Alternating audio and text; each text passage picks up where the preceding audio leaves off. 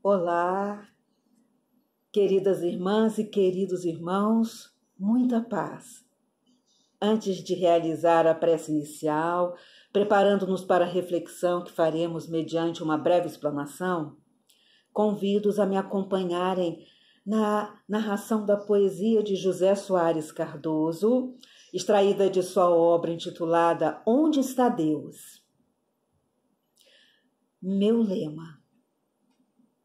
Ninguém se escuse de fazer o bem, sob o pretexto de que é pequenino, pois cada qual algum recurso tem para valorizar o seu destino.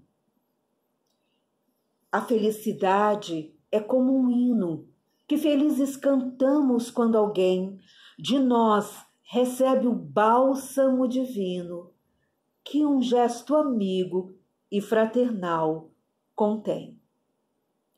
Em face do progresso social, trabalhar sempre pelo bem geral constitui um sagrado dever nosso. O meu lema de vida assim descrevo: se não posso fazer tudo o que devo ao menos fazer tudo o que posso. Esse soneto nos remete a uma profunda reflexão sobre o sentido de nossas existências. Embalados assim nas vibrações dos seus versos, vamos orar. Senhor Jesus, amigo verdadeiro, agradeço-te a oportunidade bendita que esse instante nos reserva de reflexão da tua mensagem de amor à luz do Consolador prometido. E te rogo nos envolva em teu manto sagrado para que as nossas palavras estejam impregnadas da energia que nos estimula a coragem e a fé imprescindíveis diante dos desafios que a vida na Terra nos impõe, em especial nestes dias assinalados pelos eventos que caracterizam a transição planetária. Sê conosco, Mestre querido, que assim seja.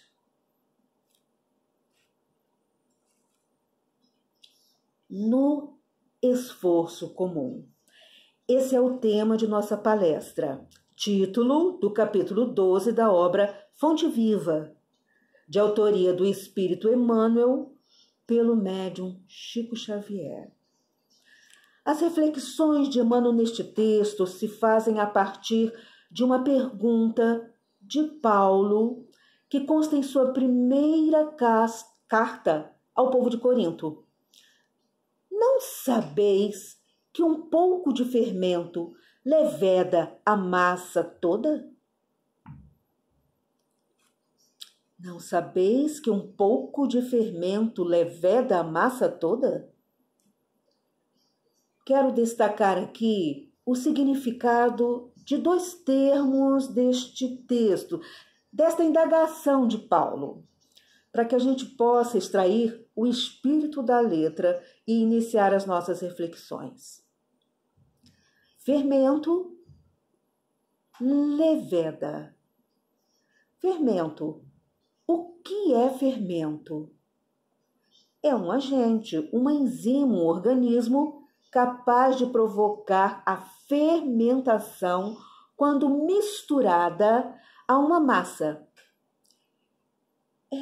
Leveda vem do verbo levedar, que consiste em fazer, fermentar ou fermentar a massa, ou seja, torná-la volumosa, aumentá-la.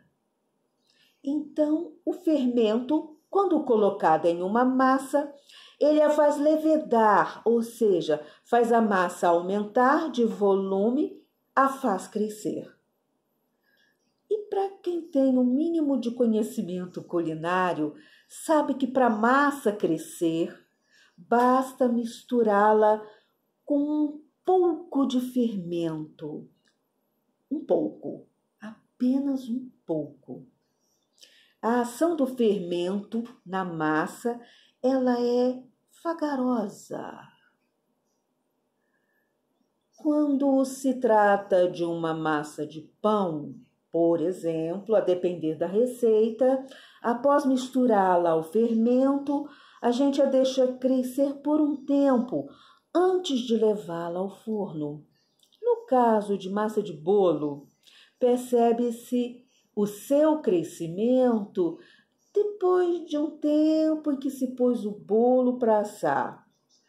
Uma maneira da gente testar a efetividade do fermento é colocar uma amostra dele no recipiente com um pouco de água e quando o fermento está bom, percebe-se que a água borbulha quase que de forma imediata, cresce. Agora vamos lá. No contexto bíblico, a palavra fermento geralmente está associada ao efeito do pecado ou da corrupção numa comunidade. Mas as reflexões de Emmanuel neste texto, que é o tema da nossa palestra no Esforço Comum, as suas reflexões nos levam a perceber o fermento, a ação do fermento por um outro viés. Emmanuel associa ao efeito que cada pensamento, palavra, atitude e ação nossa e dos outros tem sobre nós, as pessoas e o ambiente no qual estamos inseridos. E a partir dessa reflexão, ele nos conscientiza do nosso poder de influência e, por consequência, da responsabilidade de nosso papel no mundo. E isso trata visceralmente do nosso propósito de vida e sentido existencial. Se não, vamos ver. Ele inicia as suas reflexões afirmando: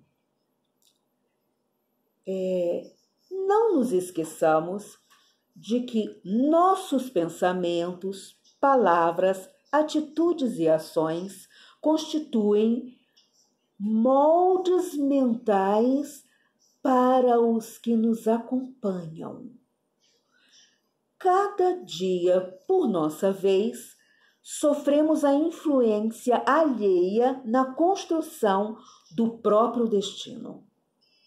E como recebemos, conforme atraímos e colhemos, segundo o que plantamos, é imprescindível saibamos fornecer o melhor de nós, a fim de que os outros nos proporcionem o melhor de si mesmos.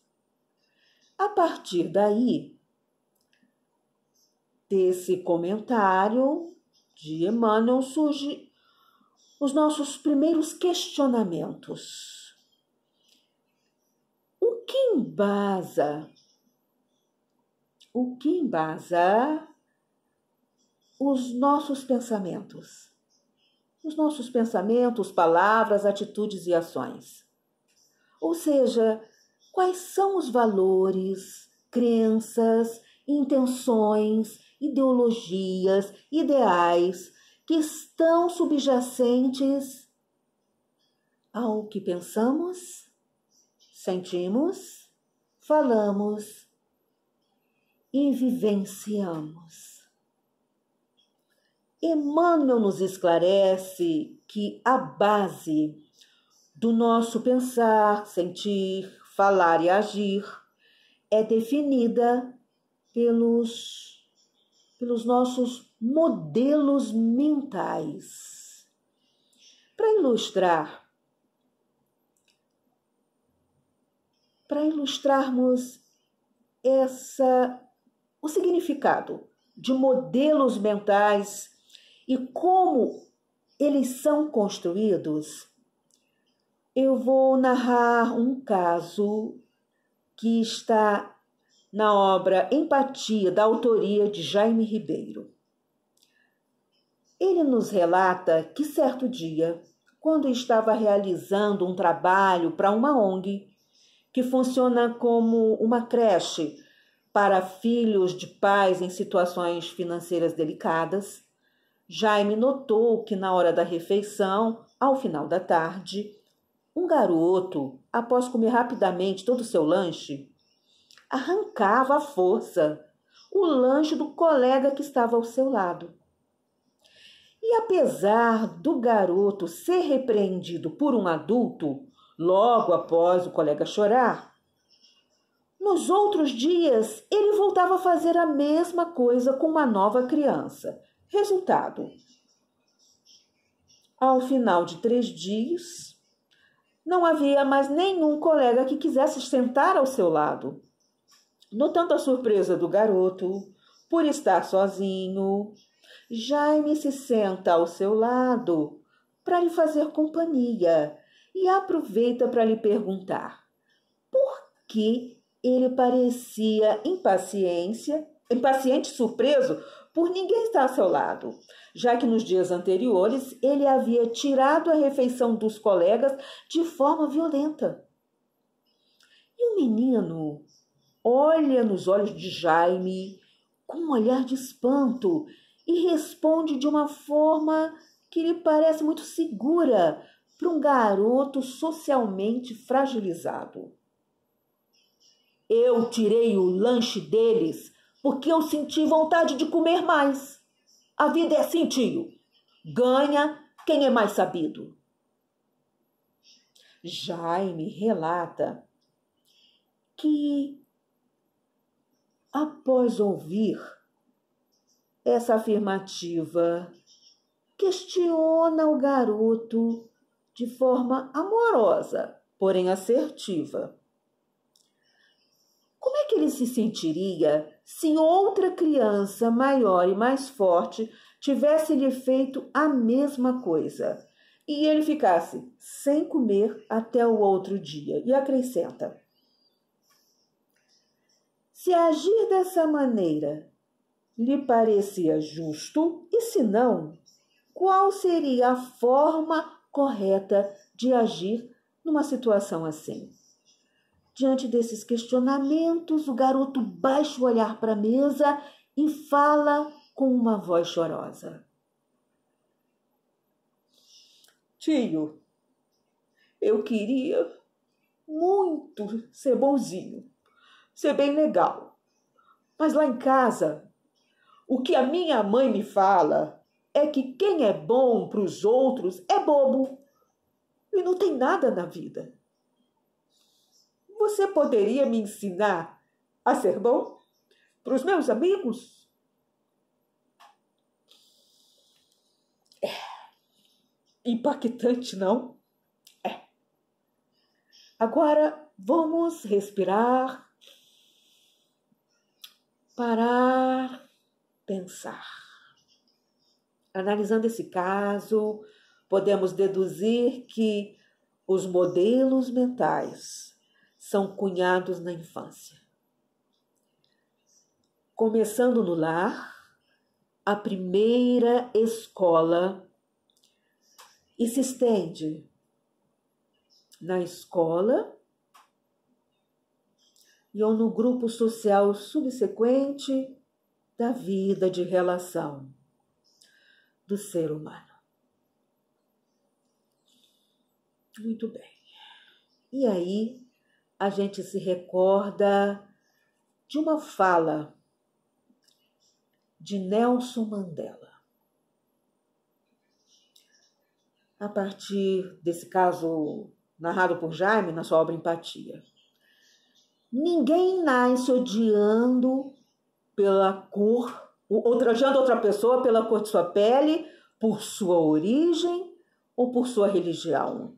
Para odiar, as pessoas precisam aprender. E se podem aprender a odiar, podem ser ensinadas a amar. Nelson Mandela. Pois é. É na primeira infância que tudo se inicia. É nela que se constroem as nossas primeiras referências. Resgato aqui o filme divertidamente. Quem não teve a oportunidade de assisti-lo, recomendo que o assista. É um filme que vale a pena assistir várias vezes. O papel das nossas emoções em nossa vida, a maneira como aprendemos a lidar com ela, a relevância do papel dos pais na vida do ser humano, a construção das nossas primeiras referências, a relevância do afeto neste processo. E aqui eu quero expor a fala da educadora, artista plástica e espírita Ana Rita Araújo, que tive a oportunidade de ver recentemente no post de seu Facebook. Ela se dirige aos pais.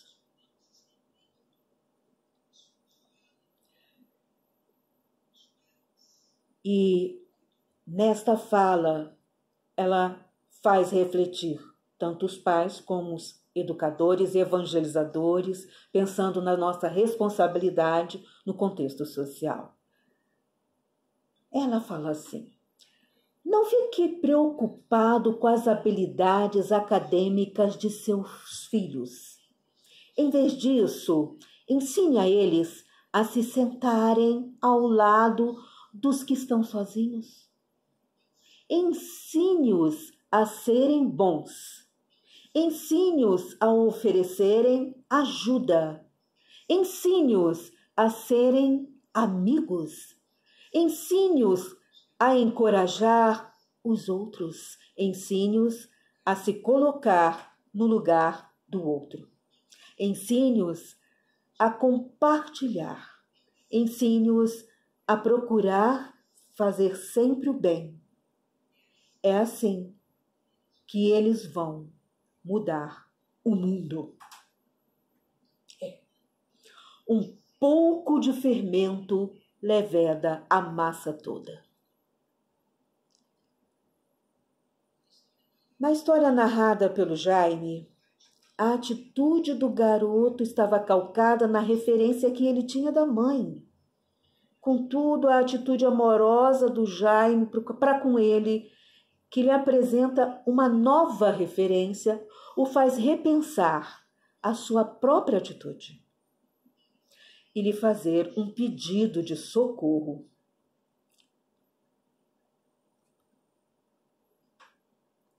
Podemos aqui pensar, com certeza, a mãe desse garoto estava reproduzindo uma referência que ela também teve em sua infância. Avancemos. Vejamos o quanto o caso que acabamos de narrar ilustra as assertivas subsequentes de Emmanuel em sua mensagem. Todos os teus pensamentos atuam nas mentes que te rodeiam.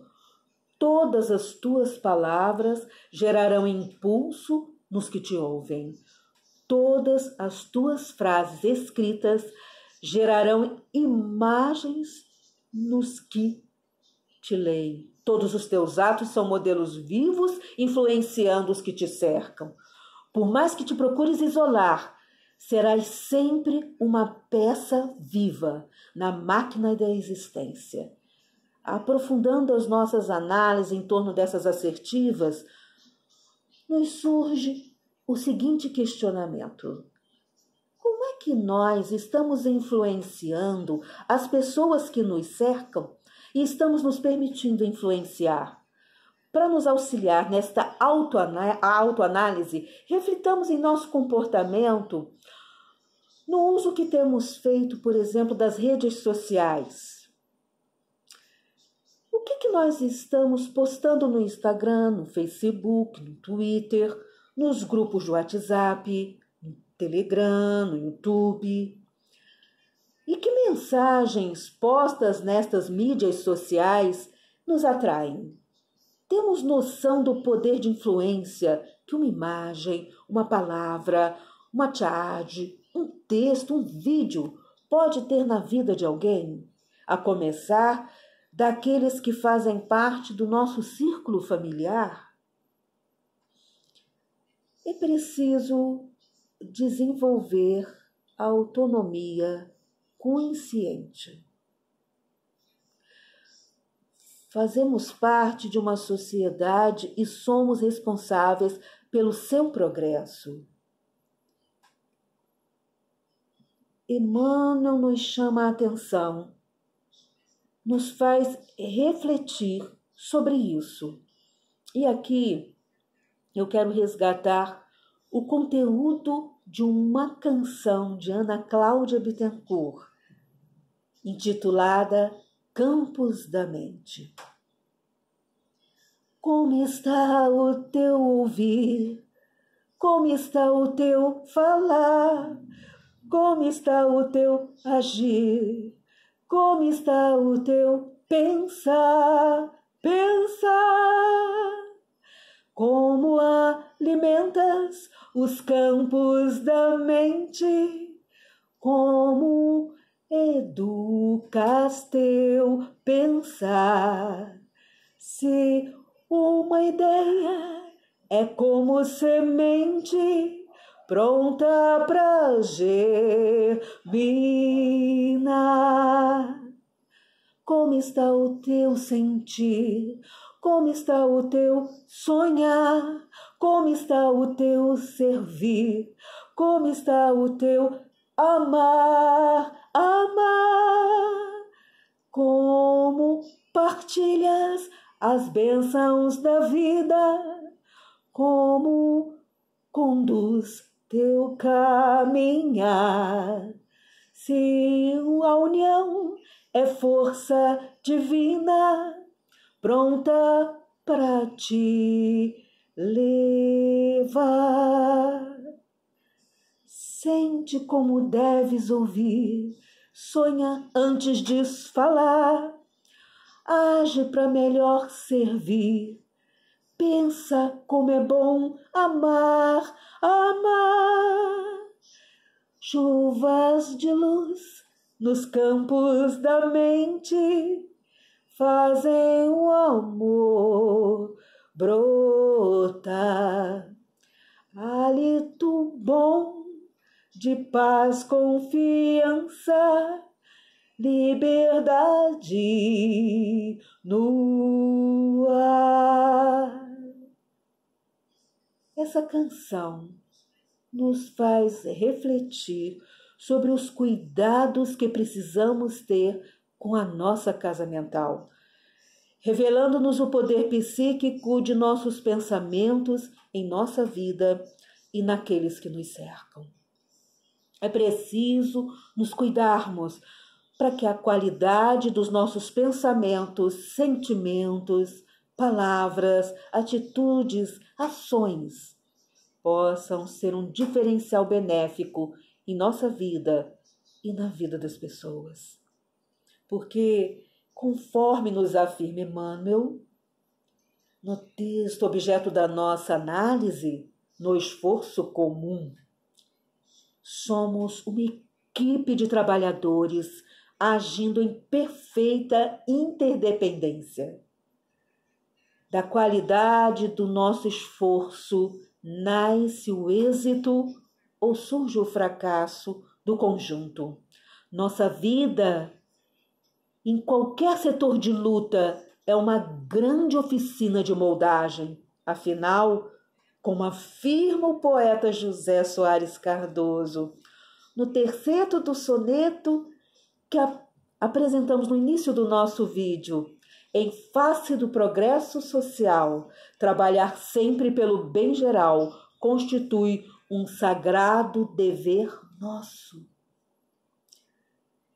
E aqui eu vou indicar a leitura e releitura para quem já o fez, de uma obra ímpar do espírito André Luiz, intitulada Libertação, para que a gente possa perceber o poder de uma atitude de amor para o desmonte de todo um processo obsessivo que estava em vias finais de se concretizar.